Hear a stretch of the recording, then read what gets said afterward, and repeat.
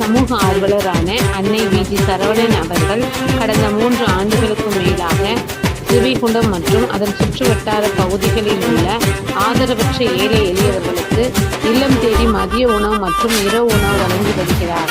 இந்நிலையில் தமிழக வெற்றி கழகத்தின் மாபெரும் கொள்கை தலைவர்களில் ஒருவரான சமூக ஆர்வலர் அஞ்சலை அம்மாளை கொள்கை தலைவராக அறிவித்ததன் இணைப்பால் தமிழக வெற்றி கழகத்தில் இணைந்து தமிழக வெற்றி கழக தலைவர் தளபதி திரு விஜய் அவர்களின் ஆசையுடன் கழக பொதுச் செயலாளர் அண்ணன் குஸ்தியன் ஆனந்த் அவர்களின் வழிகாட்டுதலின்படியும் 1000வது நாள் மதிய உணவு மற்றும் இரவு உணவு திட்டத்தை தமிழக வெற்றி கழகத்துடன் இணைந்து வழங்கி வருகிறார்.